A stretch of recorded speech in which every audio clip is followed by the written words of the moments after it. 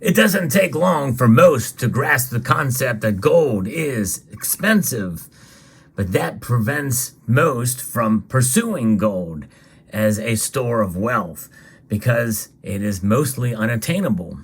But the perspective I'm about to share with you, I think is going to blow your mind, and I hope will encourage you to press on with pursuing gold as a stable store of wealth in order to protect yourself from inflation, deflation, and economic instability. I'll explain as we explore.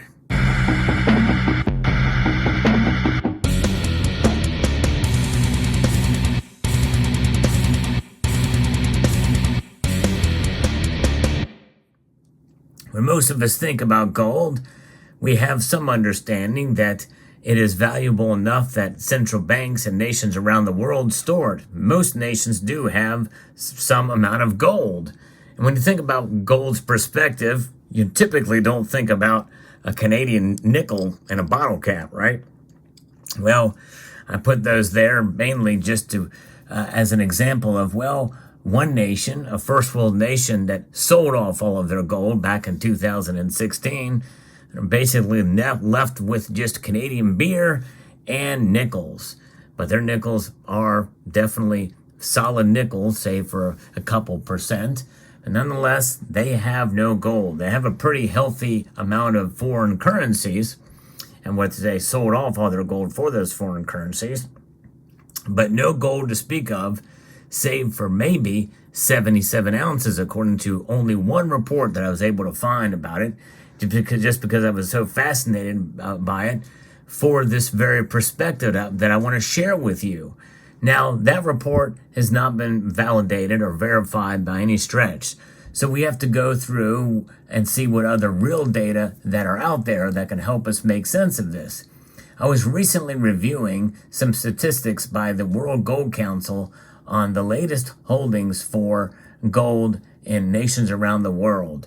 And of course, you know the top nations have tons and tons of it, thousands of tons of it. The United States of America is top on the list with 8,133.46 tons of gold. That is a number that I just can't even fathom. You know, to think about that much gold is just remarkable. But nonetheless, there was a time when we had over 20,000 tons of gold, mainly because we held it for other nations during World War II. Much of it we sold off, rehypothecated, and the like. So there is where we're at. Now, some people don't believe we have all that gold because, there's not been an accurate and transparent audit of the gold reserves, as I think there should be. But nonetheless, there's probably reasons why they don't do that, which can be discussed in another video. Germany is second with 3,352.65 tons. Italy, believe it or not, is third, and they have 2,451.84 tons. And it's pretty remarkable to see these nations with multiple thousands of tons of gold. You know, France, Russia Federation, China, and Switzerland has over 1,000 tons. China is growing fast in their accumulation of gold, as I have been reporting on this channel for quite a number of years, but they've really picked up in the past year or two. But what about these numbers? They're unattainable. It's almost unfathomable to think about thousands of tons of gold and how they're stored. We've seen some videos and, in fact, even some images from the Russian central bank showing the gold they have. We've seen videos and photographs about the gold in the United Kingdom and what they have in their central bank, the Bank of England. It's pretty remarkable. But I think we should take a look at a more realistic assessment of the gold holdings in other nations around the world. Well, let's take a look at Chad, for instance. Chad, the Congo, Turkmenistan, Gabon, some African nations, some Asian nations have no gold, zero. And it's pretty amazing to see that these nations have, a fair amount of foreign currency reserves, but no gold at all. Armenia, believe it or not, has no gold. Neither does Nicaragua. Costa Rica doesn't have any. Neither does Azerbaijan. Or Norway has no gold. None at all. Canada has no gold, as we've mentioned. Croatia has no gold either. So when you think about that, they have no gold. If you have just 1/10 of an ounce or a very small LMU unit gold coin, then you have more gold than some of these nations. Now, that is the listing of gold in tons. Do they have gold stockpiled in hundreds of ounces? I don't know, but it literally would have to be that in order to register. Because you think about it, even a couple hundred ounces, well, that is a fraction of a ton, right?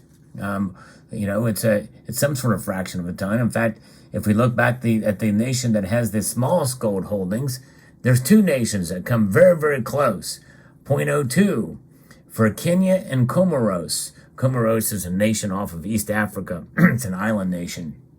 And I think it's between Madagascar and the African continent there.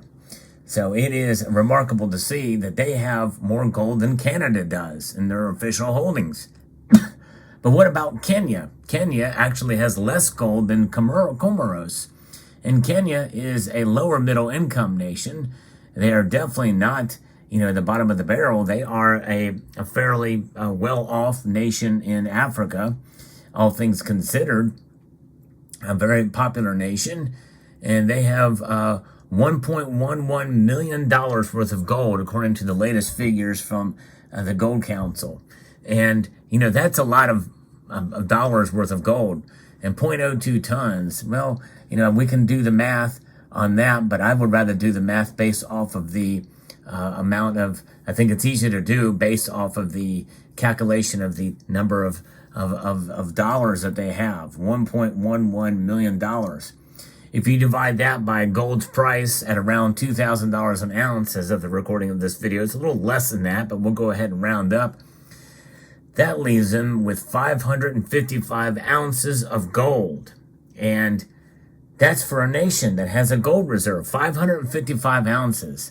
That's really not that much gold when you think about it, especially for a nation.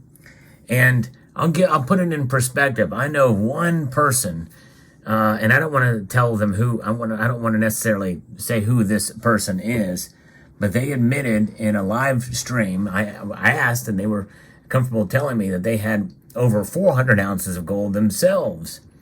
And this individual actually is from a part of the world where gold is treasured and valued, and it can be actually bought for very low premiums as well too. Over 400 ounces. They themselves have almost as much gold as the nation of Kenya. And when you think about it, okay, so that's an individual who has almost as much as the nation of Kenya. And most of us that have gold in any measurable amount, we have more than the nation of Chad or Congo or Turkmenistan or Gabon or Croatia. And again, if these nations have any gold at all, even if it was 0.01, you would think it would be something would show up here, but they show up as 0.00 in their gold reserves. Now, they may have gold that they use for striking coins, if they even indeed have mints. Most of these nations don't even have their own mints. Some other agency or government mint will mint their coins for them, including gold and silver coins. So you think about it. You having some gold, you're better off than some of these nations. You're more prepared than some of these nations are, even if you have just a little bit of gold. So when I say to be your own central bank, I really do mean it.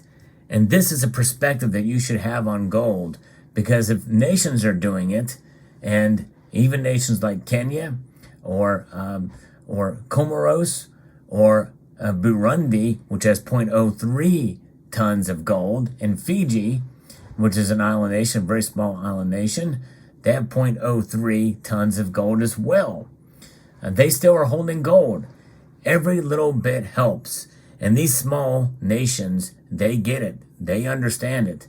But when a high-income nation like Norway and Canada have zilch and zero, they're going to maybe come into a rude awakening one day when they come to realize that they sold off all of their gold. And by the way, the United Kingdom did that back in 2002, I believe, under Gordon Brown. They sold it at the low, the absolute low, $250 an ounce. gone. They sold a lot of it. And this is why I'm a proponent of holding on to gold for as long as possible. So perspective is everything. And I think this is something that you need to really consider to give you an idea that when you have gold, you're doing better than many nations around the world. And even though some of them may be third world nations, some of them are not, but even a third world nation and the highest levels of government and of power in those countries, they're doing far better off than you and I are. There's no question about that. And they have no gold to back up their regimes in these nations. So think about that.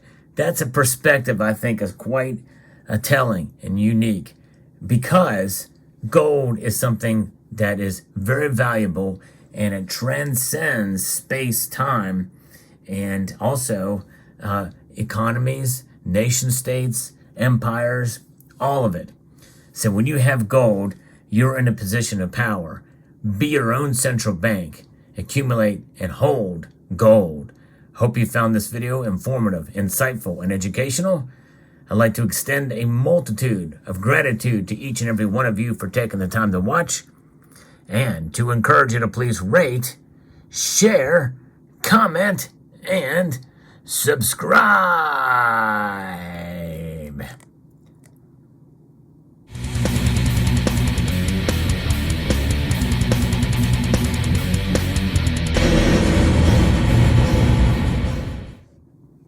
All right, I gotta admit something. I just put these in here last minute, and I found a lame excuse to be able to explain it away. I just thought they kind of looked cool in the display. What do you think? Bottle caps and Canadian nickels. You won't see that on any other channel on YouTube, I don't think. Not that that's much to brag about, but I just say. All right.